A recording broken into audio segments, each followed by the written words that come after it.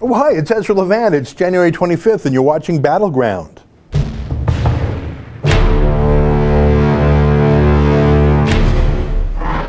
Oh, what a pleasure to be with you today. I'm just going to turn my cell phone ringer off. I'm Ezra Levant. I am the Rebel Commander here at the Rebel. It's a mighty title, but one day I'll grow into those big shoes. Every Friday, I like to sit down and kibitz. That's Yiddish for just kvetch a little bit, and that's Yiddish for just complain and talk about the news of the day. I like to play videos that caught my eye over the course of the week. Maybe I tweeted about them, but I never really dug into them deeply enough. On my nightly show, I got a show every night at 8 p.m. That's behind a paywall.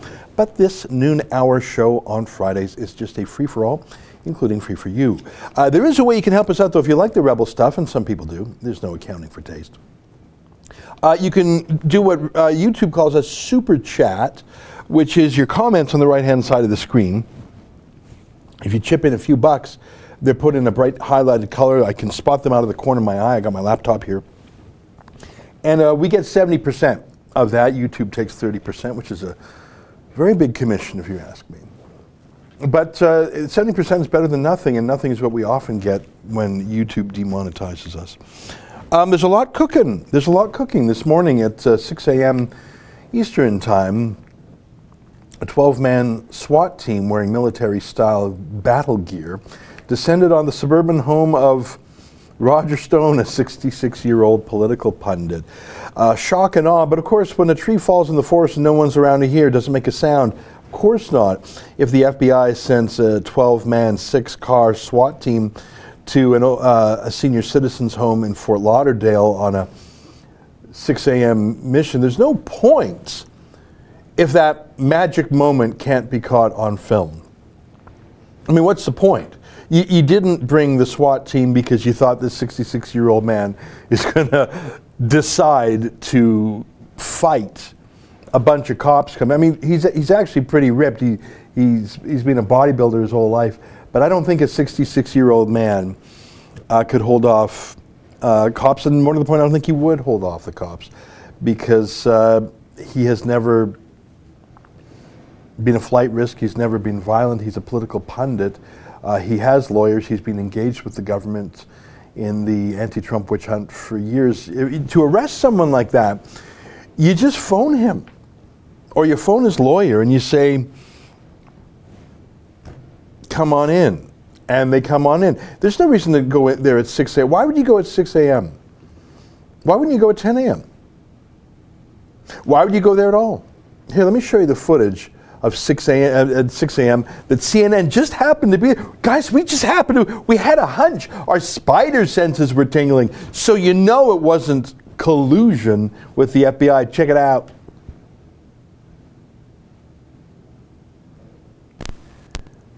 All right, guys, can we try that again with the audio? So take that down and we'll try that again a little later with the audio.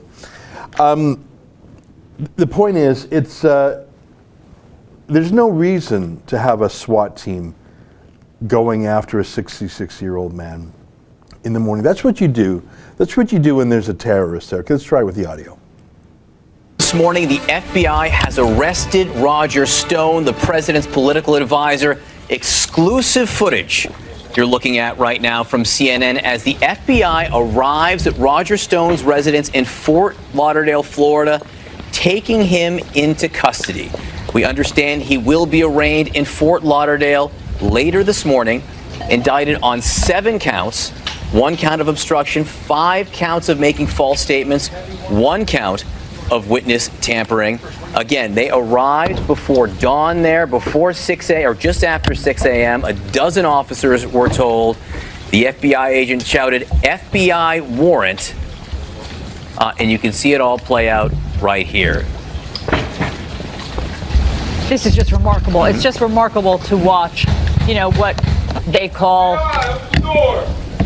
that's it, FBI, open the door, and now they're about to say another warning. FBI warrant. This is called, the grab shot in the vernacular, and it is remarkable to watch this all unfold. You can see Roger Stone right there, a little bit behind that door. And yes, standard operating procedure for the FBI to show up heavily armed in riot gear like this. But they didn't do this for other people connected in the investigation. So it is remarkable that they did this without warning, without any indication to Stone's lawyers beforehand that this would happen. We don't know also if they executed a search. Is Roger Stone, as CNN says, the president's political advisor, present tense? Is he really the president's political advisor? Is that true? Or is that CNN just stretching the truth?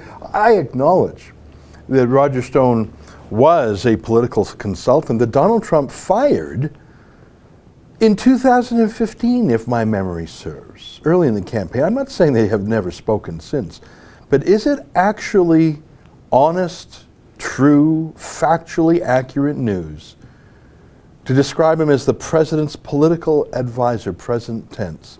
Or is that just CNN just egging things on a little bit more egg? It was bizarre to hear that CNN producer say this is standard operating procedure, that's what he said, riot gear, and then immediately say, but they didn't do it for other people that were scrutinized, arrested, charged by the special prosecutor, special counsel. So which is it? Is it standard operating procedure, as you just said, obviously parroting some line, or is it the only time it's been done with Mueller? And is it really standard operating procedure to send 6 cars, 12 heavily armed men? They look like soldiers, actually. Is it really standard operating procedure? It is if there is a threat of violence, if there is some reason for an element of surprise. They've been hunting Roger Stone for years, actually. They've engaged with him through his lawyer. Obviously not a flight risk, obviously not violence. Why did they do that? Was there a threat assessment done? I'm joking, of course not. But I presume the 6 a.m. was for the element of surprise. Is that why they tipped off the CNN, who brought a mag light, an extremely bright light, to eliminate their footage? Did it make sense for the FBI to go in stealthy at 6 a.m. pre-dawn raid, but to have CNN there with their very, very bright TV light? Well, it doesn't make sense if you're doing it for security reasons or operational reasons, but it does make sense if you're doing it for PR reasons, which is the reason you invited CNN in the first place and the reason you sent 12 cops.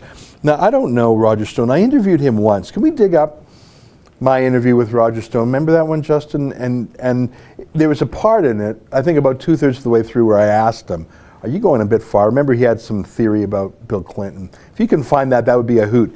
I've talked to Roger Stone precisely once in my life, and our entire conversation was on TV. This was back in 2016. He was no longer part of the Trump campaign, but he was just a colorful character. And he thought that the 2 nominees would be Hillary Clinton and Jeb Bush.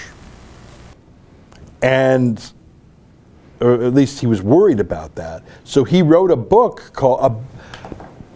he wrote 2 books, one attacking Hillary and one attacking Jeb, even though he was obviously in the Trump camp. And those books are just amazing. They're over the top. They're dramatic. There's some research in them, a lot of speculation, and he's just such a colorful character. Can we get the image of his tattoo on his back? Alex, can you just throw that up? Just because it's, I mean, I don't have any tattoos, and it's just, I mean, that's just not my thing. But also, I would have to think, well, what would I get that was an expression of me or who I am? I joked before, you know, I saw the movie Master and Commander. Oh yeah, look at that. That is actually Roger Stone. That's not a temporary tattoo. This is not a Photoshop. Hold that up there. That is Roger Stone. And I find it really weird that I mean, I don't know where else you would place that. Maybe that's the least weird place to put that. That is Richard Nixon. That is Richard Nixon. And as you can see, Roger Stone is toit like a toiger. He's pretty fit. He's a bodybuilder. I don't think he needed to send 12 cops because I don't think he would have fought one. I don't think he would have fought a courier or a messenger. Oh, I see a super chat out of the corner of my eye. Let me read it. First of all, extremely generous. Thank you very much, D. Tyler Dunbrack. How would CNN know to be there? FBI leaker maybe. Give Notley hell. Yeah, there is no chance whatsoever that they were there without being tipped off. I mean, like I say, Roger Stone has been under investigation for years. He is lawyered up. He's engaged with the special prosecutor, special counsel. For CNN to be there the morning of his arrest was because they were tipped off, and let's not pretend otherwise. I want to show you a clip because Roger Stone is a handful. I will grant you that. I wouldn't want Roger Stone as an enemy, but I don't know if I would want him as a friend either, to be honest. Seems like a nice guy, colorful character. I would just be worried that he would try his tricks on me. Listen, I'm glad he's on the right, fighting the left, although he seems to be fighting for his own freedom these days. Here's a little flashback. I think this was 2016, when I was talking to him about some of his books. Take a look.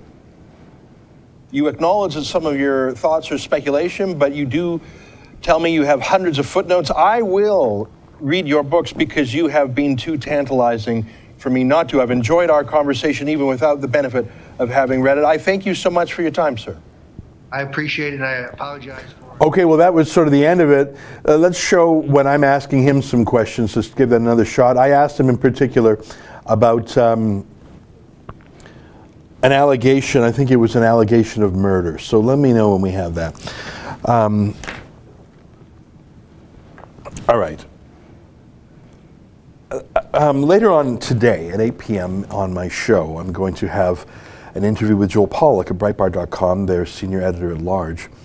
And we're going to talk a little bit about this. But one of the things we're going to talk about, I am certain, is that the indictment, the charges against Roger Stone have nothing to do with Russian collusion. They're process crimes.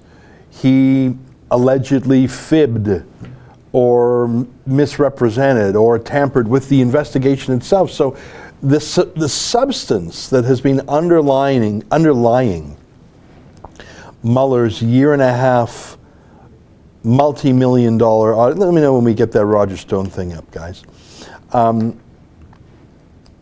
substance remains utterly unproven. It's the same thing they got Martha Stewart on.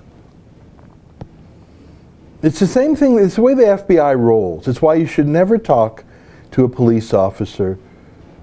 Just never.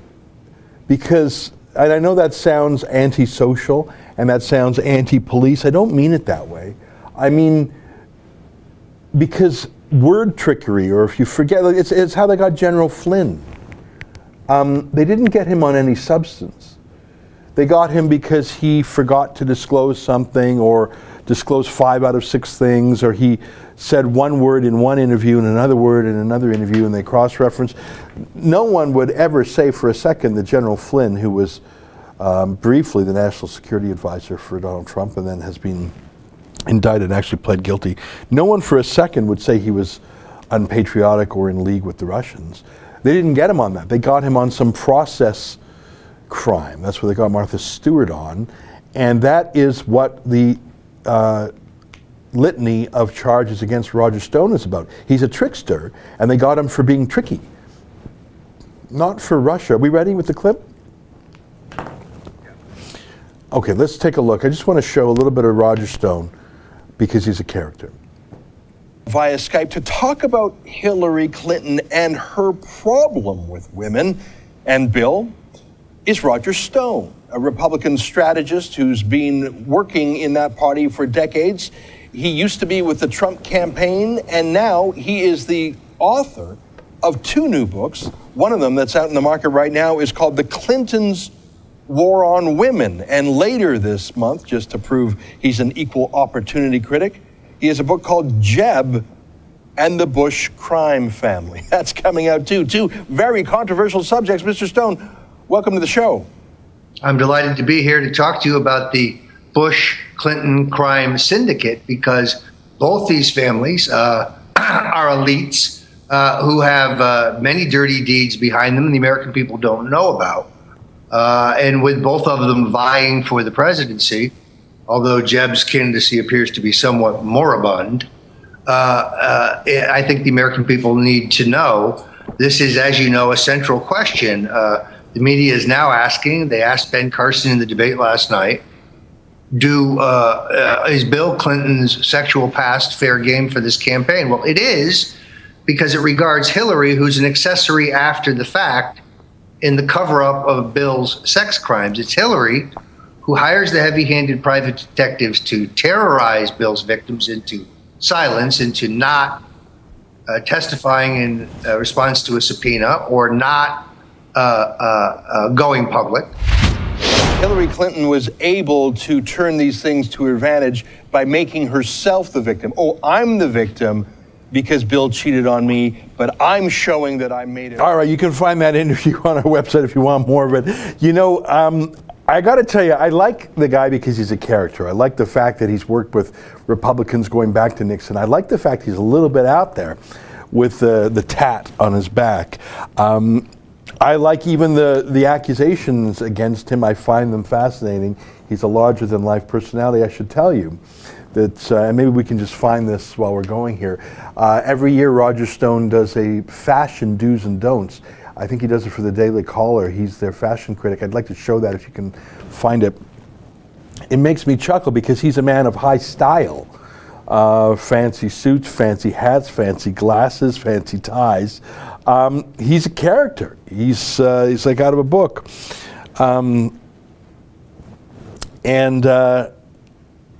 You got to love a character, but you got to be a little careful. And I think he loved the hyperbole, and he loved the drama, and some of it he managed to make it come true. And I think part of him loved being. And I mean, listen, I don't know the man. I just interviewed him and I follow him. I think part of him loved being in the action with the special counsel. I think, and trouble is when you're up against a dozen lawyers who are doing nothing all day but strategizing how to trap you or trick you, you're never going to beat that. You're never going to win. The only answer is, I have nothing to say, charge me if you have a crime. Because anything you say will be tricked and trapped. Here, let me just show you just for fun. Here's Mr. Stone's annual best and worst dress. Scroll down it because he's so funny about it. I mean, keep going. So, best dressed, Kit Harington, one of Game of Thrones' most recognizable actors. Keep going. Melania Trump, he's a super fan of the Trumps. Keep going. David Beckham. Okay, keep going, keep going. C.J. Pearson. So he's choosing Republicans, as you can see. Keep going, keep going. He's got his friends from. He's got a CNN reporter there, but he's also got an InfoWars, an anti-vaccine activist and mum. And then he just throws in a boy band member with One Direction. Isn't it a funny mix of people? Like, you put an anti-vaxxer in with some real Hollywood celebrities. I don't even know who Keith Abloh is. Now, go down to the knots. Go down to the, so he's going through the who's hot. And he likes Van Jones. And of course, but then get to the knots. Okay, worst dressed. Simone Sanders. Lena Dunham. So he's making the political point. Now, it is true that she is the worst dressed. Keep going. Skechers wearing former NFL stars. Okay, okay, fine. I don't know why he doesn't like Elton John. It's probably true he's not a good dresser, but I thought they would have loved. He says, "Love you, Elton. Now have a carrot." Okay, he thinks he's gotten fat. Yeah, keep going. Oh, and Mark Zuckerberg. See, Roger Stone is funny. Mark Zuckerberg is a terrible dresser, but that's obviously a political shot, and I don't even know who this. Oh yeah, this was the dad of Meghan Markle. Okay, just keep going a little bit more. All right. Oh, and then of course he's taking a shot at his old friend Michael Cohen. Garish sports jackets, vinyl windbreakers, and badly fitting Italian suits. The Trump Organization lawyer dresses like the outer borough gangster he talks like. The good news, he won't need civilian clothes after pleading guilty to multiple counts. More Goodfellas than New York Fixer. Of course, he takes a run at Beto O'Rourke. Do you see what I mean? He's funny, and it's true. Steve Bannon. dresses like a schlep. Now, I'm not one to talk. I'm going to tell you a little secret. I'm wearing a jacket and a shirt with a collar, but I am wearing blue jeans because I know you can't see that under the table, and I just told you my fashion secrets. All right, enough Roger Stone, but he's a hell of a character. The reason I'm talking about him is because CNN set him up with the FBI, because the FBI is still out of control.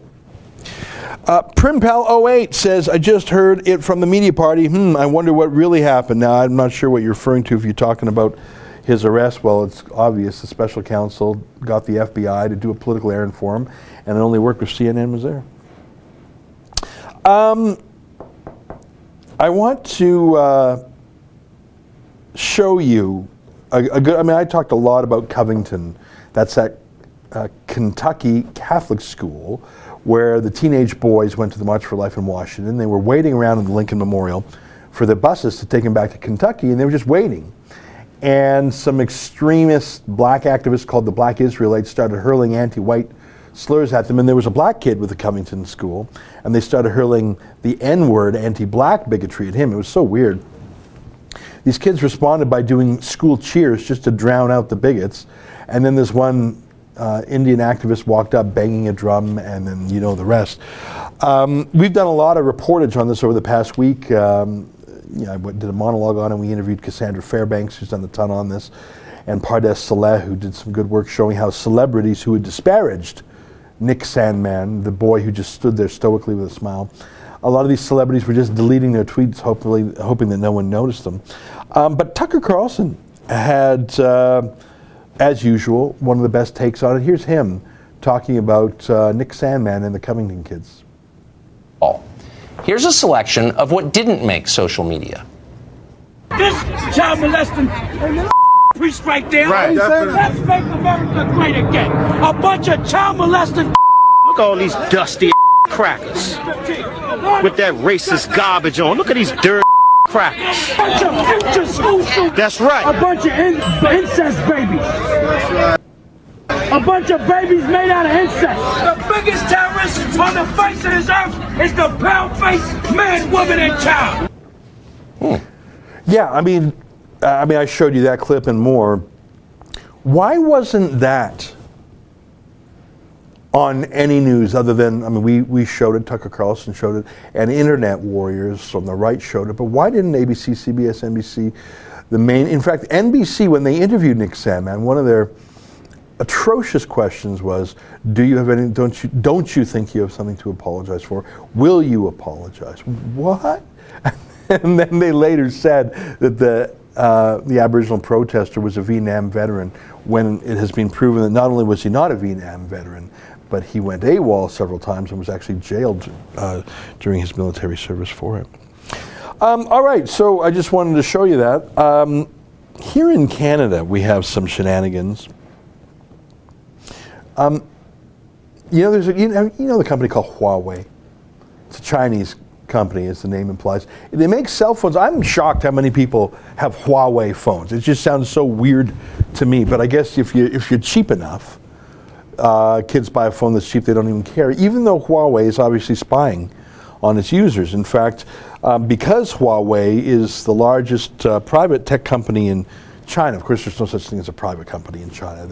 They all exist only at the pleasure of the government, so they're absolutely intricately linked to the Communist Party and the government there. They've got 180,000 employees. That's so big, that's bigger than Apple. But again, they're not as productive as Apple. So let's say it's as big, it's the Apple of China. Or maybe a better analogy is Samsung they're really a telecom company, and the way we know them here in North America is their cell phones. But of course, would you really buy tech from China? What am I saying? I guess my Apple computer here and my iPhone are both made in China. But hopefully they're not being used to spy on me by the Chinese government, although you never know. But Huawei, this isn't just Roger Stone style conspiracy theories and speculation from me.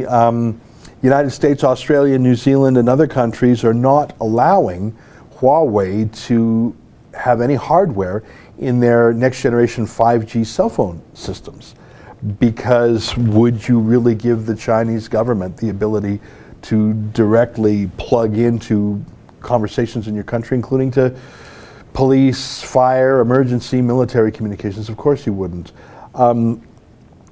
So that's one quarrel between Huawei and the West.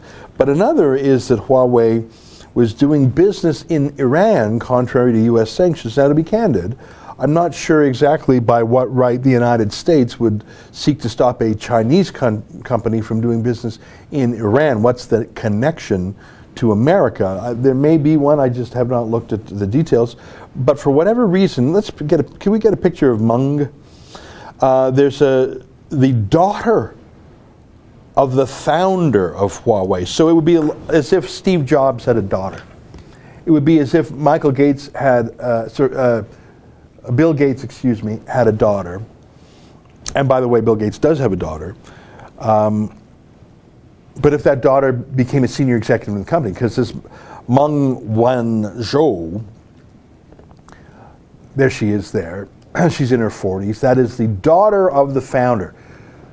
So imagine if Bill Gates had a daughter and that daughter became the chief financial officer of Microsoft. Or if Steve Jobs had a daughter and the daughter became the chief executive of Apple. So not only is it the founder's daughter, so it's a family connection, but she's a very senior executive there too. And I don't know, maybe it's just nepotism, but she seems to be engaged in the company. Anyway, she was in transit, and of course, Vancouver, Canada, there's a lot of traffic between China and Vancouver for logistical and demographic reasons. So she sets foot in Canada, and the Canadian police arrest her because America, says, hey, we got a warrant for this woman because the company is deceptively doing business with Iranian shell companies that they're pretending they're independent, but they're actually Huawei. I don't know the details, but they arrest her. The Canadian authorities arrest her, and America is trying to extradite her. Now she's allowed to go free within Vancouver. She has 2 homes in Vancouver, by the way. So it's not like Canada is alien to. She has not just 1 but 2 homes in Vancouver, multi-million-dollar homes, family, friends. So it's not a hardship, although her freedom and her dignity, I suppose, are limited. But China, of course, has ratcheted up the retaliation immediately. Since December, no fewer than 13 Canadians have been arrested and detained. Most were released, but some aren't. A Canadian who was convicted of selling drugs in China and sentenced to prison, they had a 1-day retrial and said, no, we're not going to just keep you in prison, we're going to execute you now. Oh. And there's a war of words, and in some ways Canada's stuck in the middle. And it's a big deal because is it really just a law enforcement issue, or is it a political issue, or is it a bargaining chip for Trump versus China? I don't know. But I do know one thing. We have a court system in Canada, and she's got access to the best lawyers in the country, and she's out on bail now, so she's free enough, and she will have her day in court. But I say again, while China is trying to bust her free from Vancouver, there are Canadians who are held hostage in China. I note that China has not taken any Americans hostage, even though it was the United States that asked for this arrest. Oliver Shorn chips in $10. Thank you very much, Oliver. So Canada, in my view, should be arguing for the freedom of the Canadian hostages, essentially kidnapped in China. But what does Canada's ambassador to China say? Does he say, hey, China, let go our Canadian citizens. It's outrageous that you detain them falsely? No. He holds a special press conference in a Chinese neighborhood in Toronto called Markham. It's actually its own city. He invites only Chinese media. So he doesn't invite old stock Canadian media. Doesn't invite, he invites only Chinese language media or Chinese, the country of China media, like he invites their state broadcaster, CCTV. And Canada's ambassador to China makes the case for freeing Meng Wanzhou, not for freeing the Canadians held hostage in China. He makes the case for freeing this Huawei executive, and he blames Trump, attacks Trump not only for this arrest, but for his Iran sanctions. Watch John McCallum, Canada's ambassador to China, act as if he's China's ambassador to Canada. I'll play you the clip. This is John McCallum bashing Trump for China. Take a look. But I think she has quite good arguments on her side. One, political involvement by comments from Donald Trump in her case. Two, there's an extraterritorial aspect to her case.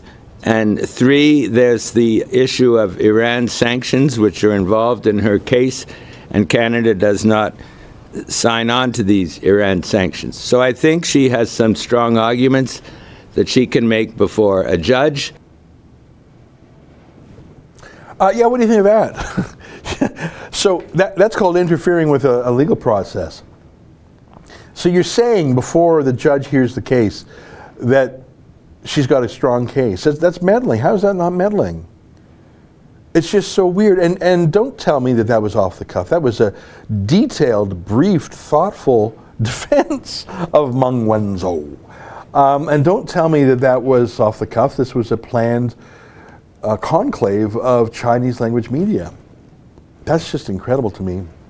I want to show you an old clip that we've used before. This makes me laugh so hard. In Canada, we have a tradition of choosing our cabinet ministers from the legislature, which there's a lot to be said for not doing it that way. Because we have 338 members of Parliament, and from amongst that, so let's say just over half of them are with the government on any given day. So let's say you've got 108, let's say you've got 200 government members of Parliament. From that, are you really going to find the absolute best person in the country to be your finance minister? Really? Are you really going to find the absolute best person to be your fisheries minister, transportation minister, defense minister? I mean, maybe. But instead of choosing from the entire country, in Canada, 35 million people, you're choosing from 200 people. And why are you limited to those people? As Abraham Lincoln said, send me better lumber and I'll build a better cabinet. In America, I mean, whatever you think about Donald Trump's cabinet picks, I mean, he did pick a legislator, Mike Pompeo, who is a congressman from Kansas, to be his CIA boss, now Secretary of State. So he did think that pool of congressmen was the best in the world. But for most of his other positions, he is chosen from outside. Imagine if he had to choose a defense minister from Congress. Imagine if he had to choose a Secretary of Commerce from Congress. So that's the problem that we have in Canada. And so who's going to be our foreign minister? This lady. Take a look at Chrystia Freeland. We're quite proud the Prime Minister has been given a fond nickname in China. He is called Tudou, which I believe means potato, and I can't say the Chinese word, it's Xian Tudou, little potato, because his father, Pierre Elliott Tudou, was senior potato. Little potato, little potato, little potato. According to the New York Times, and the only reason I quote them is because they don't say anything nice about Donald Trump unless they really have to. According to the New York Times, Donald Trump has two. Can we get the Trump B-roll from the White House of his visit to Beijing? Remember that one we've shown before, just this red carpet? I just want to show that red carpet viz. We can do it with sound up when we find it. Donald Trump bashes. Can we also get the Huffington Post China mashup? Let me know when we have those. So, I mean, if you've been following Trump for 3-4 years like I have, and I'm sure you have, the whole world has, and especially been following him on Twitter where he's such a card, you know that the two countries he kvetches about the most have always been Mexico, the wall, you know, and China. China. He has been against China for decades. To be fair, 30, 40 years ago, China was not an economic force. It was a communist backwater with no real trade with the West. He was against Japan, dumping goods, being protectionist. But he migrated those concerns about Japan towards China. And he's brutal when he talks about China.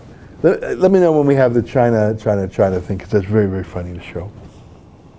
But you know what the New York Times says Donald Trump's nickname is amongst the Chinese government?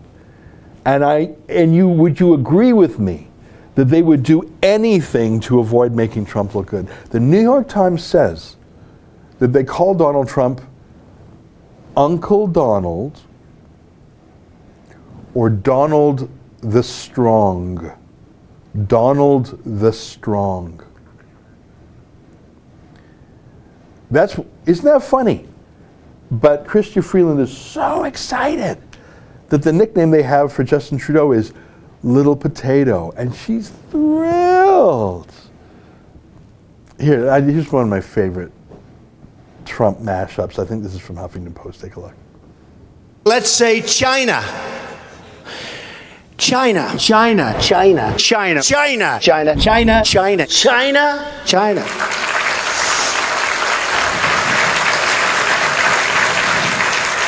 You go over to China. China. China. China. China. China. China. China. China. China. China. You take China. China. China. I love them. China. China. China. China. China. I have to have my China. China. China because China. China. China. China. China. China. China. China. China. China. China. China. China. China. China. China. China. China now. China. China. You know, China. I know China very well. China. China. China. China. China. China. China. China. China. Northwest Wisconsin, where I'm from. It's China to me. China. China. China. China. China. China. China. China. You want to buy from China? That's great. Buy from China. Buy toys from China. China in particular. China. China. I have people that I know in China. China. China. China. China. China.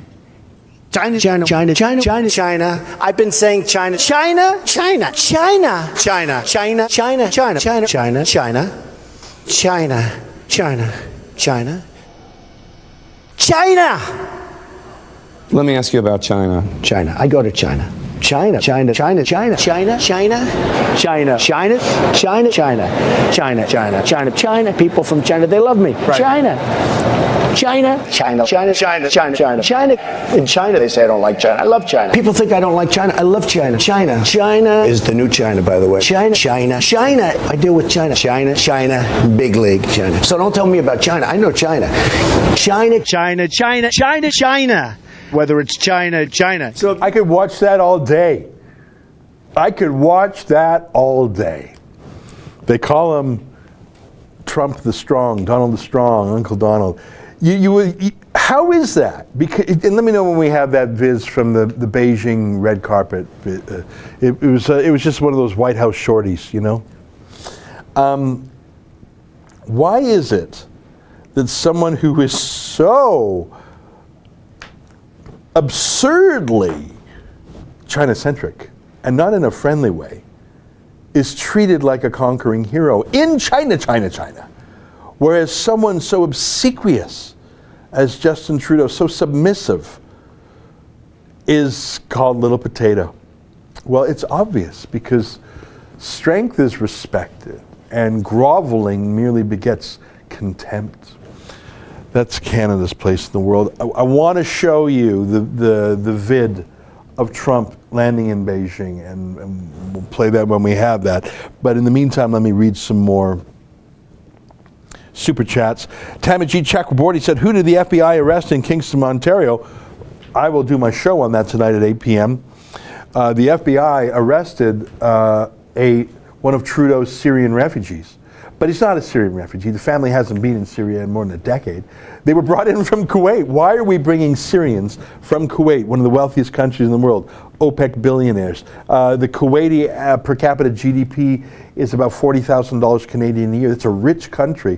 Why did we go to Kuwait and scoop up someone who, a decade earlier was in Syria? Why are we pretending that they're a Syrian refugee? They're not, by any definition of the word refugee. A refugee must make their claim in the first country they land in, okay, Kuwait. A refugee has to be in a fear of imminent danger based on some identifiable characteristic, race, religion, etc. They were in no fear of imminent danger. They were safe in Kuwait, and they were not being persecuted because of their race or religion. They're Muslims, like the Syrians are. He should never have been in Canada. This was not just some little operation. I was reading that there was an RCMP spy plane that had made hundreds of flights over the city. It became a spectacle. People that almost gave the operation away. So yeah, that's Trudeau. I'll do my show on that tonight if you're interested. Oliver Shorn has a couple comments. Thank you for your super chats, Oliver. One was, I have something to share with all of you, especially you reporters at Rebel, regarding some of the stories you share. Okay, Oliver, you can send your tips to tips@therebel.media, tips@therebel.media. So feel free to do that, and we take a look at them. And Oliver Shorn also says, anyone remember Cornerstone Academy? I can help you out with that issue. I do know Cornerstone Academy. That is a Christian school in Alberta that is being marginalized by the anti-Christian NDP government there. Do you need me to get it for you? Okay. I'm just going to try and find it here, and it's. I'm just going to type in White House, China, because it's so great. And I don't think I'm going to spend my time online searching for it, but it was the White House itself produces these little vids after his trips. So this would have been back after he went to Beijing. If we find it, I'll show it to you. If we don't find it, it was just the most red carpet, gold adorned pomp and circumstance welcome that Beijing has probably ever had for any world leader ever. They were treating him like the king of the world. Donald Trump, who has been bashing China for a decade, and they treated him like a king, but they treat our leader like a little potato. Oliver Shorn says, already sent them, however, no response. Okay, I'll take a look in our emails for that. All right, let's move on. I want to tell you, so we talked a little bit about Roger Stone. We talked about the Covington kids. We talked about China. Is that not a great mashup? You know what? I have watched that China clip in full at least 5 times. It was so well done. And Trump is so funny.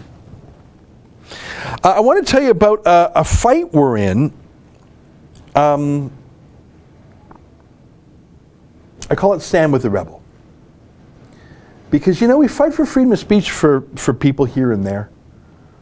Of course, our big fight in 2018 was for Tommy Robinson. Look at this. Help! Rachel Notley is coming to kill the rebel.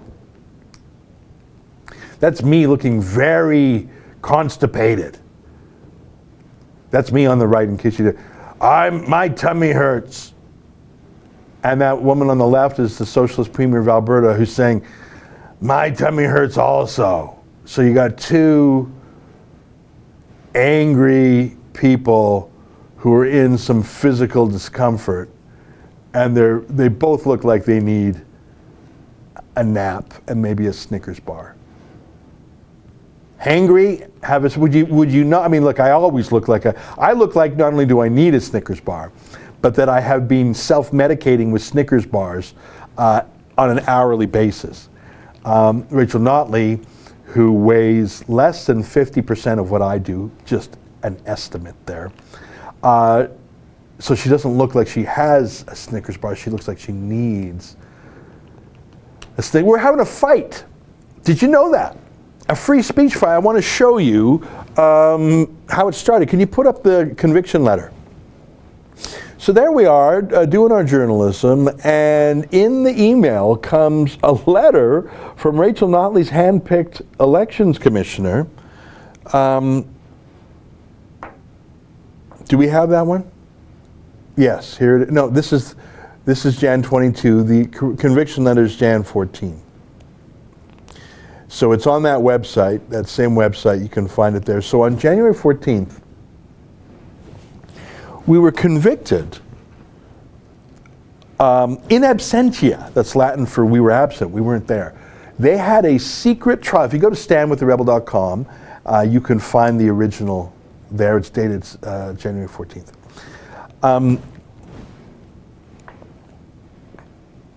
See, we're journalists here at The Rebel. We have people stationed in Canada, the United States, and the United Kingdom. We used to have an office in Australia. We've done reports from all over the world, probably a dozen countries. We've attended 5 different United Nations conferences. We had just embedded someone in with the Mexican caravan. We had someone on the streets covering the Paris riots.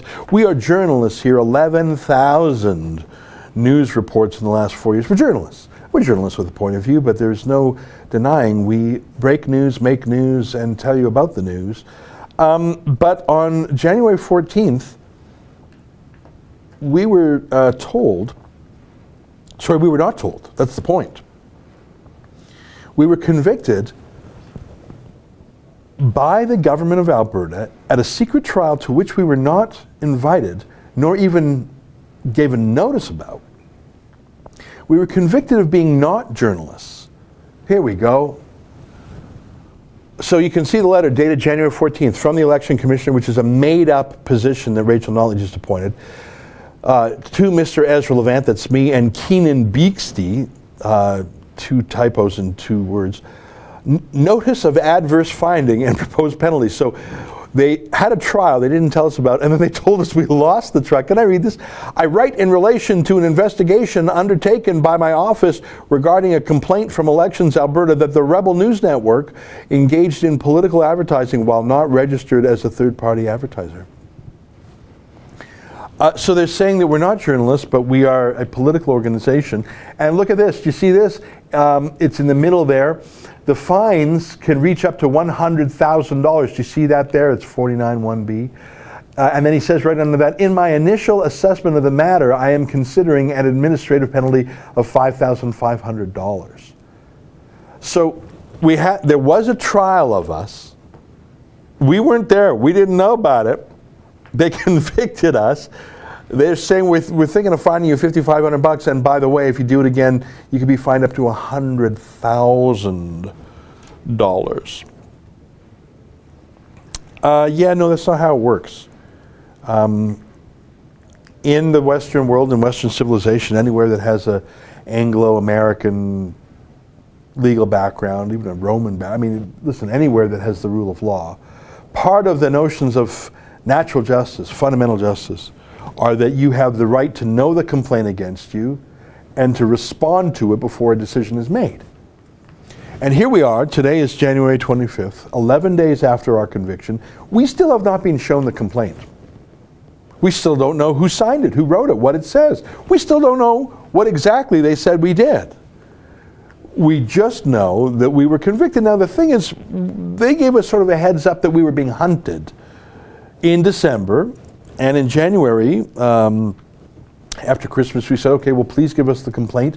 Please give us details. And they wrote back to us and said, okay, we'll get those to you on January 15th. So I'm just going to get detailed for a second. So on January 9th, we wrote to them and said, oh, you're investigating us. Okay, here's our Top Gun lawyer. Can you please tell us what the complaint is and what you say we've done wrong, and then we will give you our side of the story. And they said, sure, we'll get back to you on January 15th, 6 days later. We said, okay. So on January 9th, we said, okay, we're ready to engage with you. On January 9th, they said, okay, we'll give you the details on January 15th. But on January 14th, they went ahead and had a trial without us, without telling us, without letting us have our side of the story, without showing us the complaint against us. And they convicted us. I just showed you the notice of conviction there. and they said, we're going to fine you, we think we're going to fine you $5,500, and we could fine you up to $100,000. Yeah, that's not how it works. It's not how it works. So we filed an appeal on Tuesday. Do we have that in the system? Here we go, look at that. It's a fancy stamp. Do you see that? It says Clerk of the Court up there. Judicial Center of Edmonton, very schmancy. It's called an originating application. So this is our notice to the government from our lawyer. Let me just read the first line. This is an appeal, an application for judicial review of a decision issued by the Election Commissioner against Rebel News Network Limited on January 14th. And it goes on, and it just, it makes the case. Go to point number 8 for a second. So these are the grounds of our appeal. I'm just going to whip through these. Rebel Media is appealing and seeking a judicial review of the decision for the following reasons. A, the Commissioner failed to provide the applicant with a copy of the complaint. B, the Commissioner failed to disclose the basis of the complaint and the information he obtained through his investigation. C, the Commissioner failed to give Rebel Media a reasonable opportunity to respond to the complaint prior to finding Rebel Media guilty of an offense. This is so obvious you don't even have to go to law school to write this stuff. D, the Commissioner failed to provide adequate reasons to support his decision. E, the Commissioner incorrectly and unreasonably found that the billboard, we had a billboard, constitutes political advertising, and we explain why. F, Rebel Media produces news and journalism. The billboard directs interested individuals to its website, which hosts commentary concerning the blah, blah, blah. So it's obviously cannot be considered political advertising. Scroll down, there's a lot more. There's a 10-page thing. I don't want to bog people down. But keep going. Go to, I think it's like 13, section 13. Yeah, okay, so remedy sought. That's how you say, this is what I want, Judge. Hey, Judge, can you help me out? This is what I want. So 13, we want an order scheduling this matter for a one-day special chambers application. So we want a one-day trial of this. Justice of the Court of Queen's Bench, that's what we call the senior court in Edmonton. 14, an order rescinding the decision, so please overturn it. 15, I think this is my favorite part, a declaration that the law has it's unconstitutional. The civil rights part of our Constitution is called the Charter of Rights and Freedoms, so we say it violates the free speech provision, that's section 2B. 16, in the alternative, rescinding the decision, blah, blah, blah. 17 is costs.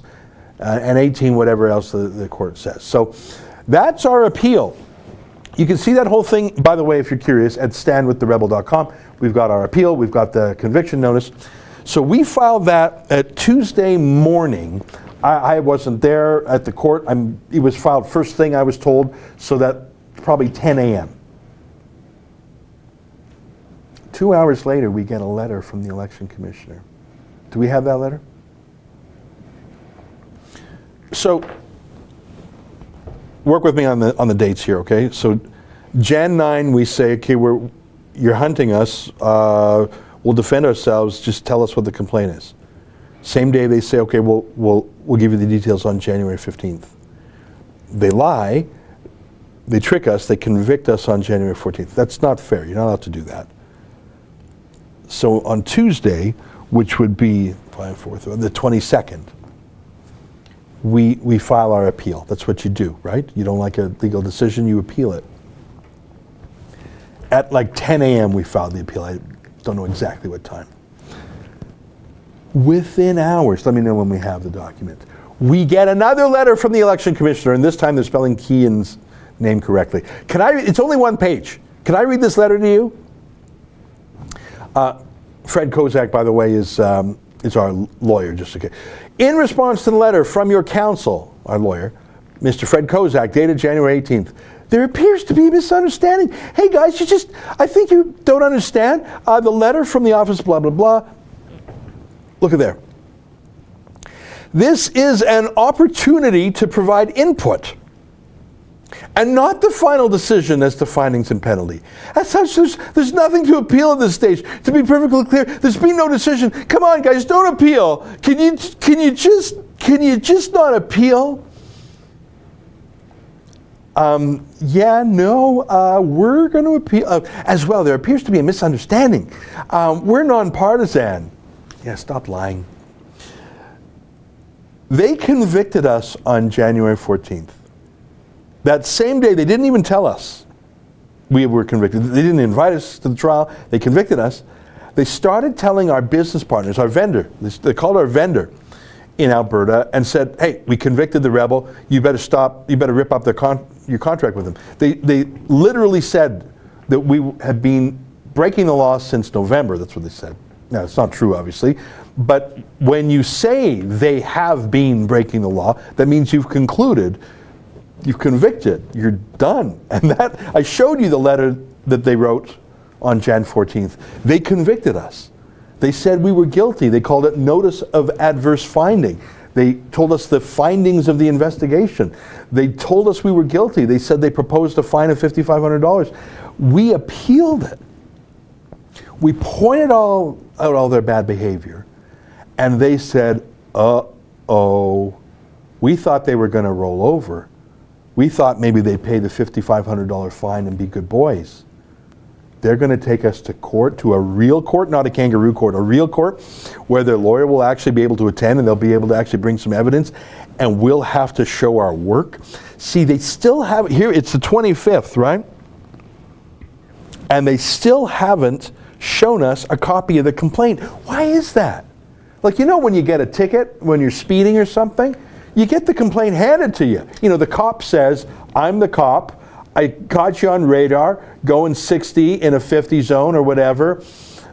Here's my ID. And you get it like that minute. Or in a normal lawsuit, you get a copy of the complaint and you might say this is full of it, or you might say, oh, they got me. But you can see, like, that's natural justice, right? You have to know the case against you. And there's another saying, you'd be able to look your accuser in the eye. You have to be able to challenge that cop or that accuser and say, no, you got it wrong, or no, you're actually motivated by a collateral purpose. That's natural justice. That applies to everything we do, whether it's a traffic ticket or, in this case, a political witch hunt. So we still have not seen the complaint. Isn't that bloody weird? Like, why don't they just show it to us? We don't even know who signed the complaint. We don't even really know if there was a complaint. We don't know if there actually even was a complaint. Don't you think it's weird? It's 11 days now since their secret trial. And they have not given us a copy of that complaint? Why not? Well, it makes me extremely curious. Are you not extremely curious? They want to shut down the rebel. They're meddling with our vendors. You saw that first letter, December 14th. I call it the conviction letter.